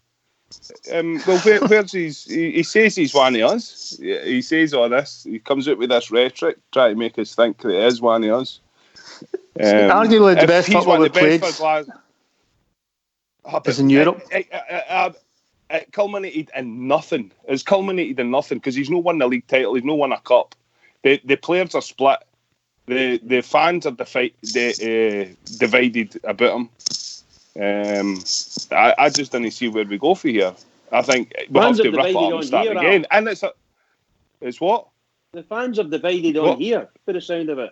Yeah, that's what I'm saying. The fans are divided. I don't know if we are, mate. I think it's a bit. Well, 60-40. Or your loyalty is commendable. I will say that. The loyalty is commendable. But personally, if something's brought on, you cut the head off the snake and you move and you get on with it. That's my outlook on life. I just think it's broken. He's maybe working his ticket, or if maybe that's not the right phrasing. But if he gets beat on Sunday, you keep him in place to see if we get a chance to get into the last 16, the last 8, the last 4, get to the final of the year. Yeah, and then he's the greatest manager since sliced bread. Can I ask a question, it's the league title. Can I ask all the guys a question? Can I ask Big Al? How many league titles did Wally Waddle win? I couldn't tell you, mate. That was your. That was your either. The one as a Kilmarnock manager. That's it. That's the problem as well. I think we keep looking back. You're looking back 5 years ago today, and or when the anniversary we played Cowdenbeath, and Travelrug was right. We're probably no further forward because we got pumped half of Hamilton. That tells me. Oh, come that's on! That's not what Travelrug said. Travelrug, well, not verbatim, but that's what he said. No, but Travelrug said there's been great progress in the last 5 years. Did they not say that we're probably in the same position? Because it was a draw against Cowdenbeath and we got beat after Hamilton. That's what I'm alluding to. There was a bit of sarcasm there, Al. I do believe progress. But, can I ask you guys a question, Oxia? I'll know rabbit on. A lot of guys are talking. I mean, you know how I feel about ifs, buts, and maybes. That, but a lot of guys here are talking about if we do this and if we do that, right? Okay, so I'll go along that road then, right? And I agree with Big Al. I'm in a Big Al camp, right? If we don't beat Ross County, and if we get a humping off a Bayer Leverkusen, are you all going to be sitting here next Thursday night and saying that Steven Gerrard's still staying the job? I would. First time I've come in. I've been listening to this all night. Here we come, Fox. Yeah, the voice of reason. Voice of reason. No, I mean, I'm listening to you all wanting the manager out, put out the way, mate. Has he been successful, yes or no? Yes. Well, I'd say he's been successful in the terms of we haven't won any trophies. That I'd admit to. But we're also fighting against a foe that has 3 times the wage bill he is. Correct. That's a big problem. But he's successful for our club in the terms of money that he's brought back into the club. Mistakes have been made in signings, but he's more than covered that by what he's brought in earnings to the club over the last 2 seasons. And I would say if I was on the board, mate, I would stick behind a man that is managing to pay for his mistakes as he makes them, and it's no costing the club an arm and a leg. It's disappointing for us as supporters not to win anything, but sometimes you've just got to suck it up and wait for the breaks coming to you. Well said, Foxy. Well said. So I was going to, thanks for that, Foxy. I was going to come into the next part. I was saying that if No. You promised us you weren't going to run. No. I stepped aside to let the voice of reason. The voice of reason. My next part of that was that if we don't win anything, if we keep a hodium and don't win anything next season, will we all still be sitting here saying the same? The conversation will be different in a year's time, mate. Well, we're all contradicting each other here. We're all sitting in ifs, buts, and maybes, and I've always put my cards on the table. I don't live in ifs, buts, and maybes. I want to see Rangers win the league, and I know money means a lot. So what happens if you bring a new manager in the start of this year, and then next year they don't win the league, you get rid of him? Well, I don't know next year. What I want to go to see, I can understand what Fox is saying. I don't want to be going to Ibrox and watching the Dross I'm watching the new. It's absolute rubbish, the football. That's what I'm saying, mate. That's what I'm saying. You know, so I don't see what the progress is. The fitness poor. Something's not right. So the fitness poor. No, I don't understand. I'll give you my take on it. The only reason I think that Steven Gerrard is at Ibrox and no get his books to do is because his name's Steven Gerrard, and what Fox said there is that figure that he's allowed, it brings money into the club. For me, that doesn't mean nothing to me. That means diddly squat to me. I pay my £479 a season to go and watch the Rangers the same as a lot of other guys, and I want to see a winning team on the park, and we've not got a winning team on the park. If the manager buys all these players who some of them are dross, then he's got to be held accountable. Huh? Simple as that. I that. don't think you're on the. You've just jumped off the train, Jimmy. Hey, He's mate, never been on the train. The train's a way past now, and I'm on a platform about 10 stops back. Right, okay, pal. That's fine. We know where you are then. At least we know where you are, pal. I think we've been joined by a caller. Hello, caller. How you doing, lads? It's Magpie. How you doing, folks? Magpie! Magpie. How you doing, lads? What time's this for you? Good evening, Magpie. I've been listening for ages. It's brilliant to hear you guys. Listen, I always just give my opinion. It's an opinion that quite a lot of people might disagree with me. I obviously want any manager to see the Rangers, and Jimmy hit the nail on the head there. If it was Steven Gerrard, if it wasn't Steven Gerrard, if it was Pedro or anybody else, I think we'd be all saying it's time for him to go.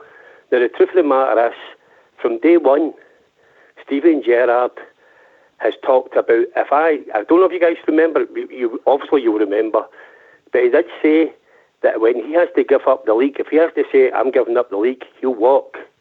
That was the first time he mentioned he'll walk. He said he's going to go to sit and think about a future. Rangers to sit and wait till Steven Gerrard makes up his mind. A Rangers no bigger than that, lads. And the truth of the matter is, his signings have been pretty awful. Now, I take on board what Fox said. I had a debate with somebody online yesterday who basically said that they've got X amount of money, more than us, and they've got a player centre forward that stays on the park. Very true. But we've got much more money in Kilmarnock, and we've got much more money in Hamilton. It didn't stop us from getting beat with Kilmarnock more times than I want to get beat with Kilmarnock. Let's face it, it happens quite a bit. A Kilmarnock team that get beat with a non-league Wales team. Now, let's be upfront and honest about this.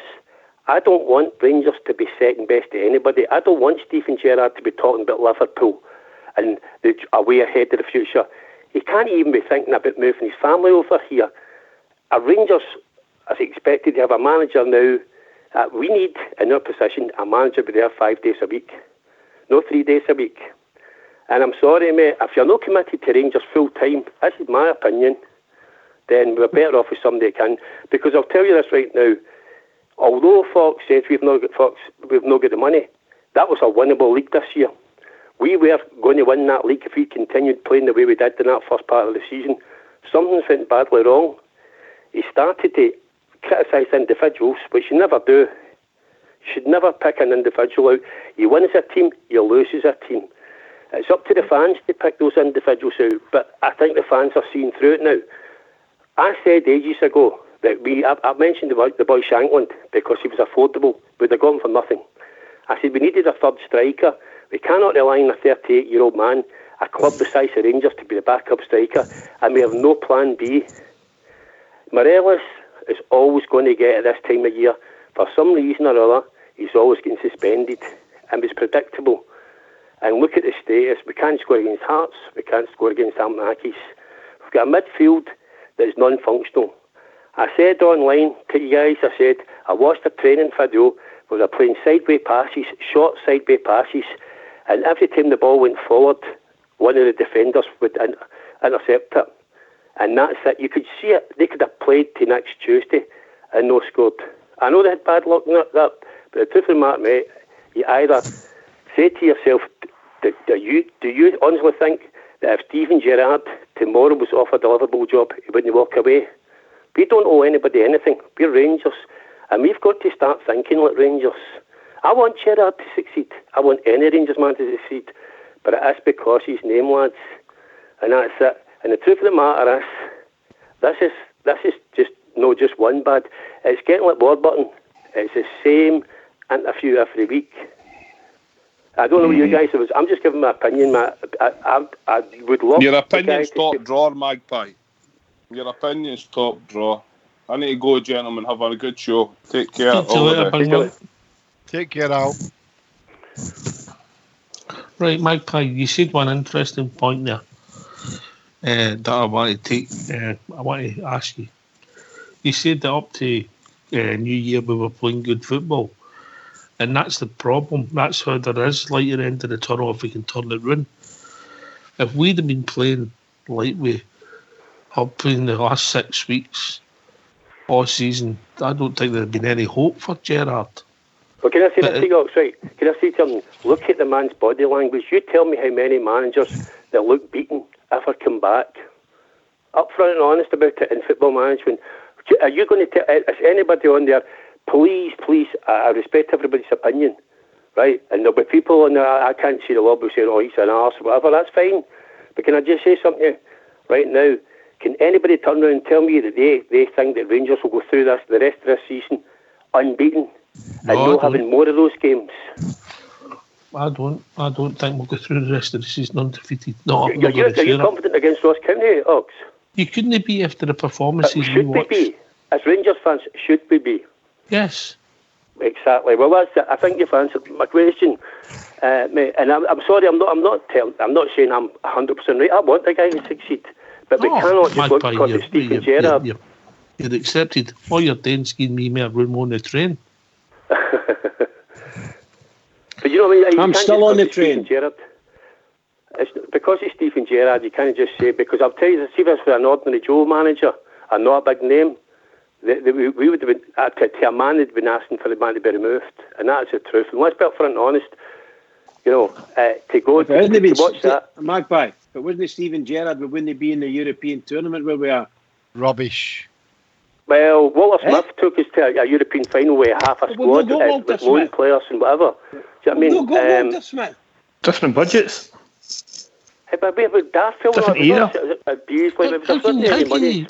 How can you pick and choose which stats you like about Gerrard?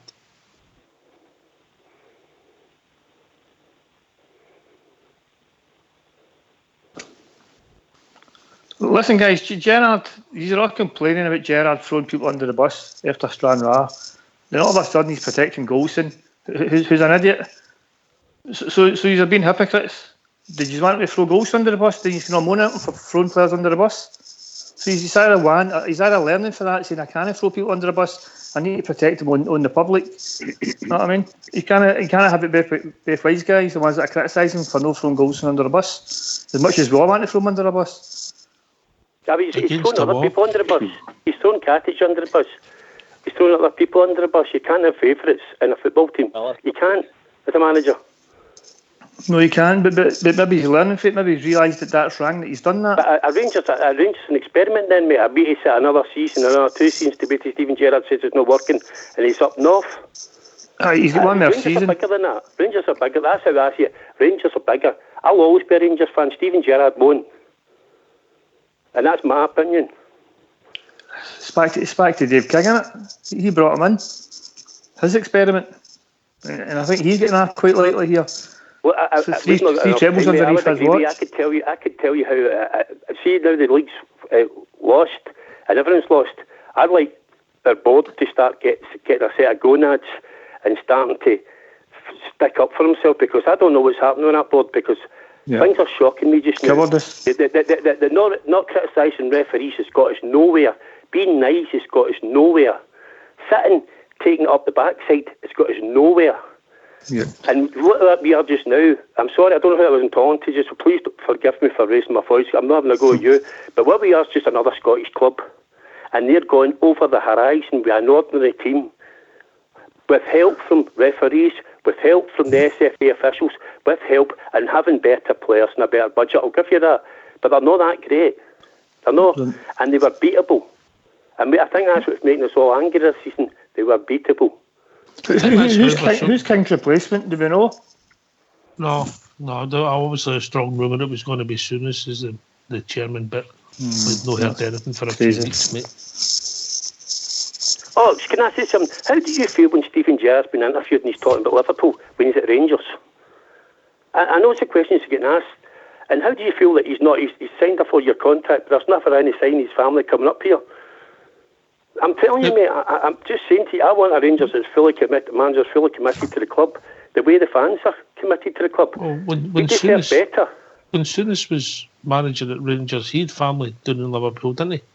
But Souness had Walter Smith. He had a guy that knew football inside out for Scotland. We've got Gary McAllister. There's a difference. Do you know what I mean? And the truth. Maybe that's the big call that Steven Gerrard might have to make, mate. If he's going to succeed, that he might have to be. It might be the people running about him. Do you know the thing that bothers me, Alex? He's a youth coach at Liverpool, and we've got some cracking young players there. And you've just seen Gilmour coming on for Chelsea. You know what I mean? We'll never introduce these guys, because what we'll do is we'll continue to play the same duffers. Now you're looking at Doherty, who people don't rate. How do you know Doherty's a bad player when he never gets a chance? Because as soon as he plays one bad game, he's dropped. Right?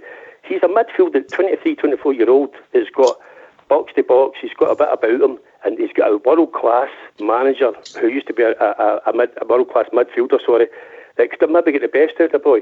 But instead, I don't fancy him in training. It's the same with let Murphy go down there. Murphy's battering in goals, and you're struggling up here. And you're looking at Davis, and every one of you guys are saying he looks like a dead man in the parties. And it's a shame to see a guy like Stephen Davis getting the criticism he's getting. But believe me, mate, it's going to get worse in the terracing in the stands, because it's not going to get any better. And I can assure you, we should not be worrying about Ross County on Sunday. We should not be, but that's the way it is. So you've got to make your choices. And we just want the Rangers to go from experiment to experiment every year, or do we want to try and fix the solution? And I don't know if you can give Steven Gerrard any more money, because I'm not really that impressed with some of the players he brought in. But what we don't know, mate, is if they were his 5th and 6th choice signings, mate. That's what we don't know, and we'll never know. Well, you'd have thought the name Steven Gerrard would have got people through the door straight away, Ox. But mate, you know what I mean? Come on, Magpie, you know the football game. We're offering 15,000, somebody's offering 40. Who's getting them? Listen, I appreciate it, but are you saying to me that Rangers shouldn't have players, mate, that should be able to beat Hamnakis?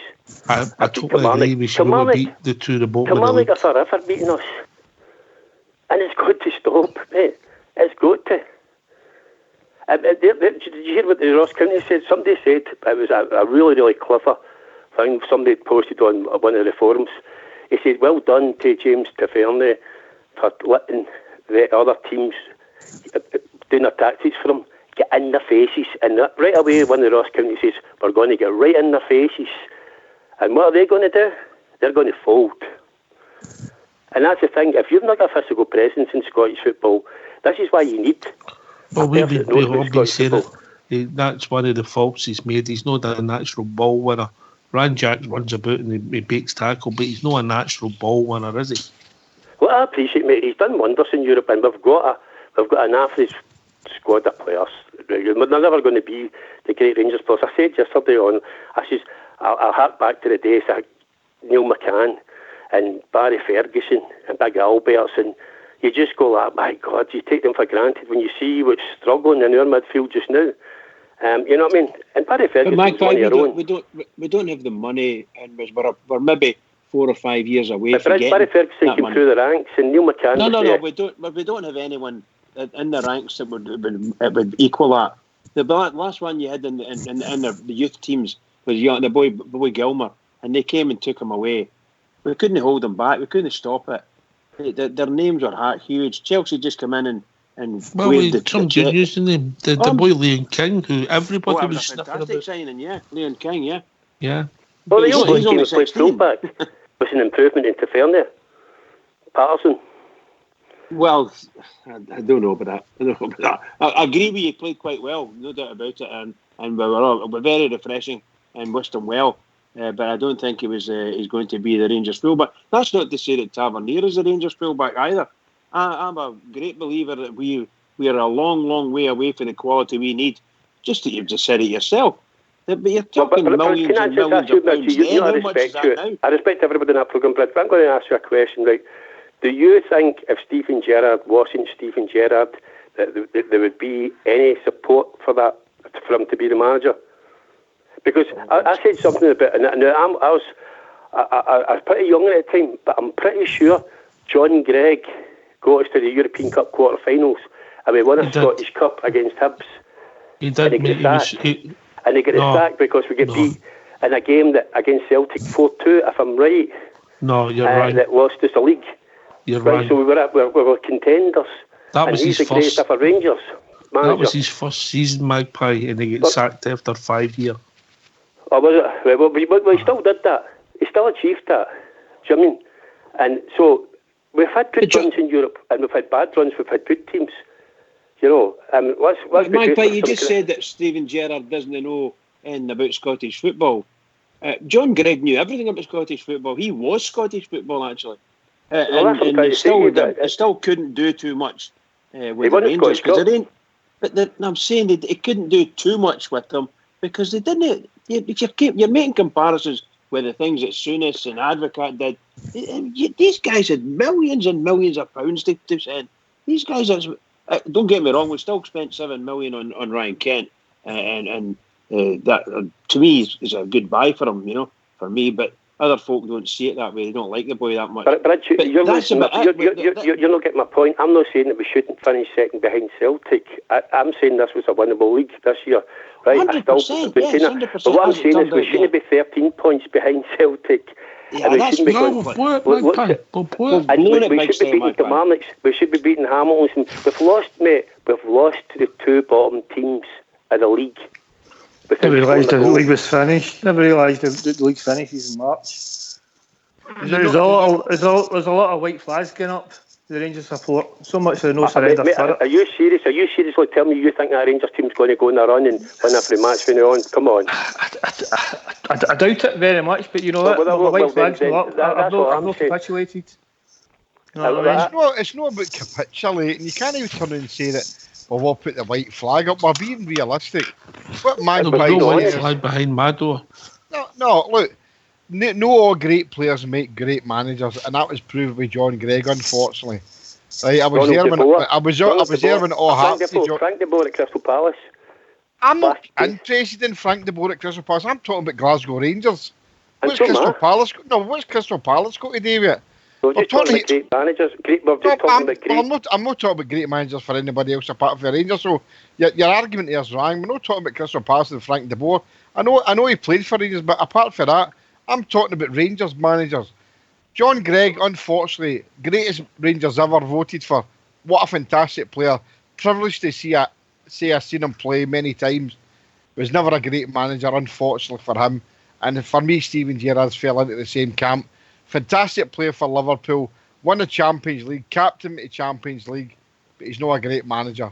That's all I'm saying. What you're saying. I've just answered a question. Somebody said that great managers, and I'm agreeing with them, don't make great players don't make great managers. I'm actually agreeing with that point. Yeah, okay, sorry about that, right? That's what I'm saying. Anyway, gentlemen, we've reached that time of the evening, and it's over to Bridgeman. Oh, what can I say? Well, a marvellous night, by the way. A fantastic night. Well done to everybody. Really good discussions, and let's hope it can continue that way. But massive game at the weekend. Absolutely massive game. Biggest game of the season. I've said it every week, haven't I? Biggest game of the season. So to all the Rangers fans all over the world, in particular Rangers fans on here on Rangers Radio, every single one of us, please keep it going for the Rangers, because they really do need us. Keep it going. Come on, the Rangers. Can I thank everybody who took part in the debate tonight? Quite enjoyable. Thank everybody who called in, everybody on the panel, everybody listening, everybody in the lobby. This has been Rangers Radio. We'll be back. I think it's a 12:30 kick-off on Sunday. Am I right when I say that? Right. 12:30. So there'll be a pre-match show 11:30 on Sunday. Thanks for listening. Take it away, Old School Boy.